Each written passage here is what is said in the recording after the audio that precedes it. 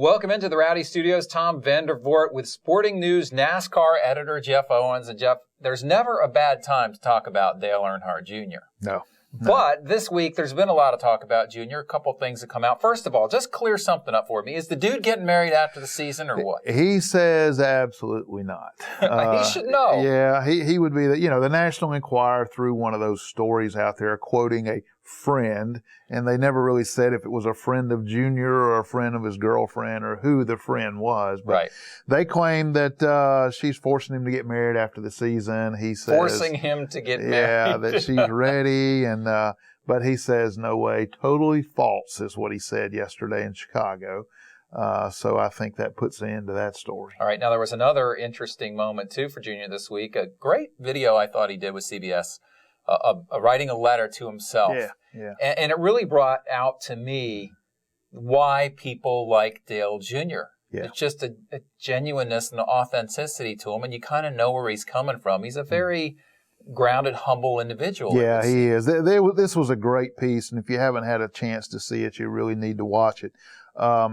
He wrote a letter to himself, and, he's always been this shy kid. Yep. And they showed a great clip of when he was a little kid talking about wanting to be a race car driver. Yep. And he talks in this video about his relationship with his father and how they never were really that close.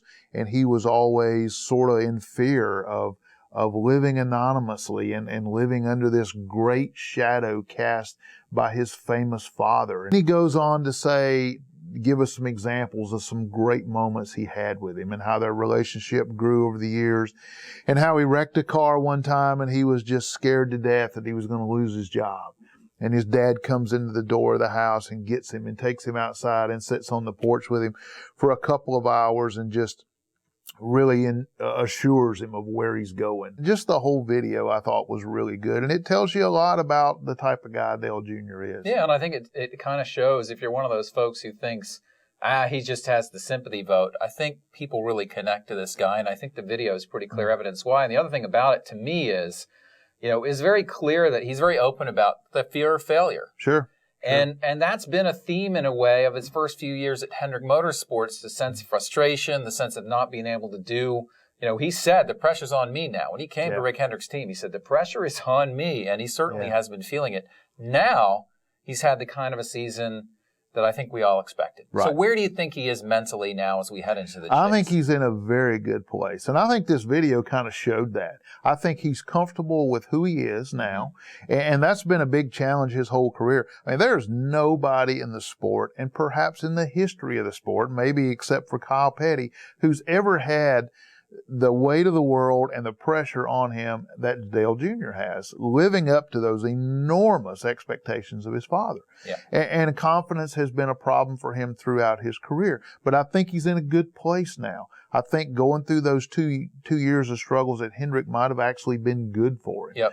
But now they've had this great season. He's run good all year long. He's confident in his ability again. He's very comfortable with crew chief Steve Letarte and what they put together with that team. Does that mean he's going to go out and win the championship? Probably not. But it's not out of the question. It's not out of the question. I mean, my one question before I let you go is, I feel like in the chase, we're going to see some drivers and some teams step it up a little bit. Sure, absolutely. And the one question I would have about Junior is, do you think that team can kick it up one more notch? Can they get a win or two in the chase? Can they run top 5 instead of top 10? That kind of thing. That's always seems to be the question with that team. Yeah. It always seems like they're getting all they can get. Right. And they're as good as they can be. And it's just not Is there any more there? Good enough. Right. Junior has said this repeatedly. They got to win. Yeah. They got to win again. And I think winning again for that team might do even more than that win in Michigan did in June. If they could win again, it would really validate what they've done this season. And then who knows? Right. Who knows what that dose of confidence might do to them. So they need to win early in this chase, I think, to have a chance. And then the consistency has been there.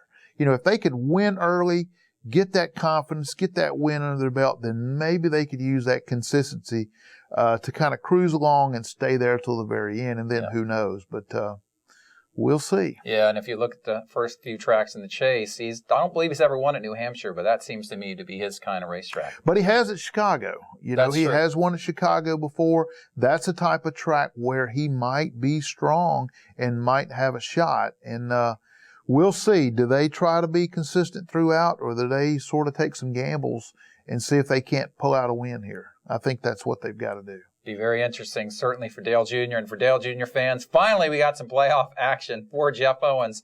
I'm Tom Vandervoort. Thanks for watching.